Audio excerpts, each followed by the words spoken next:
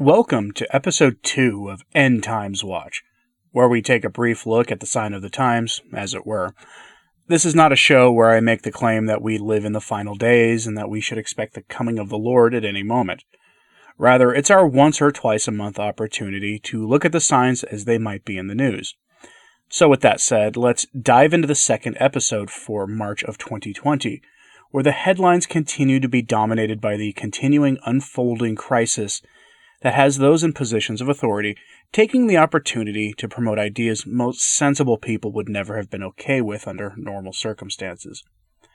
This past week, we saw quite the hullabaloo surrounding the passage of the stimulus bill in Congress, with people debating about the merits or demerits of the bill and whether or not we are in what might be either a full, long-term catastrophe or a short-term economic collapse that could be followed by an immediate rebound.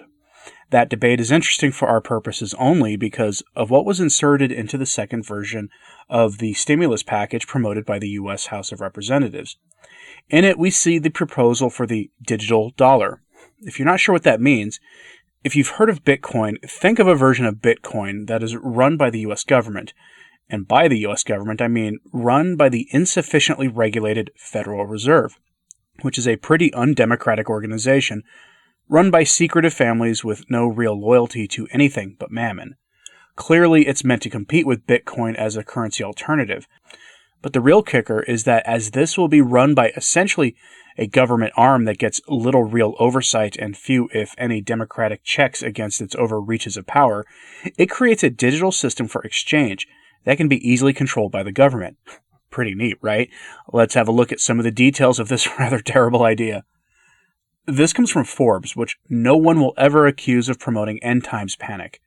Quote, inspired by Bitcoin and its underlying blockchain technology that lets individuals send value to each other without any middlemen, the concept had been percolating behind the scenes in blockchain skunk works for months when millions of people around the world saw firsthand evidence of how the technology could impact them personally. Why give the money to banks and hope it trickles down if the intended recipients are actual citizens? A previously scheduled meeting at blockchain consortium Hyperledger about a new project called Ether using the Ethereum blockchain to create a central bank digital currency took on new meaning and urgency until the bill, sponsored by California Congresswoman and chair of the House Financial Services Committee, Maxine Waters, mentioned the use of digital dollars. Their benefits were largely theoretical. Now, all of a sudden, there was a very clear use. End quote.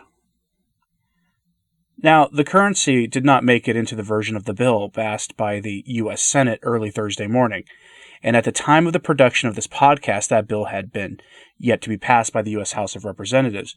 But what is truly concerning about this is that now the concept of a Fed coin or a digital dollar being in the hands of the state is now a subject of discussion in the halls of power, treated as a mainstream subject instead of being reserved to wild speculation by those of us who are starting to wonder if we're heading towards those prophesized times, if not living in their earliest stages already. This brings to mind the warnings of the mark of the beast. Look, I make no predictions on what the mark will be, when it will be implemented, whether it will be RFID chips or whatnot. I do remember a few years ago people believing it would be a barcode. Now it's allegedly an RFID chip. Perhaps that will change to whatever the latest technology will be that will be applied to the human body and be irremovable. Again, I make no predictions. But digital currency is one thing definitely worth keeping an eye on. Not Bitcoin or Ethereum or anything of the like, but the attempts by the state to move towards a truly cashless society.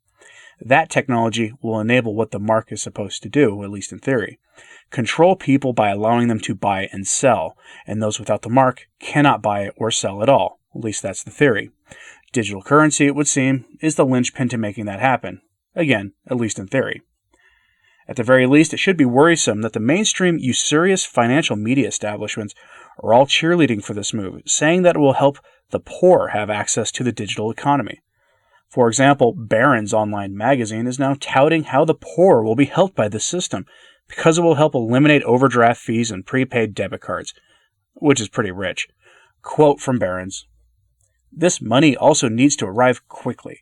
The Federal Reserve can use existing legal authority to reduce the time banks hold treasury checks or electronic payments of any means.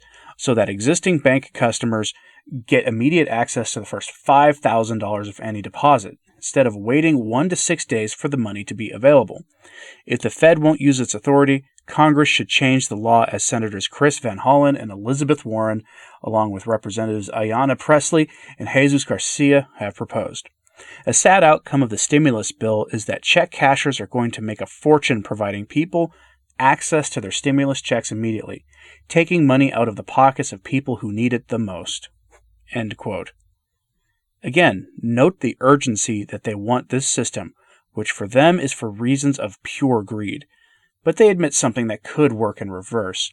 If the state authorities have the power to issue currency at lightning speed, it stands to reason that the state could rescind that money or turn off the purchase mechanism at will. Remember, this Fed coin or digital dollar isn't your bank's debit card or your credit card, which are issued by privately held financial firms. This is a payment system issued by and run by the government. As we know, the Antichrist will, whenever he arrives, he'll rule the world. The princes of the world, the kings and the presidents and their like, will bow to him, and he will be in charge and implement his beast system.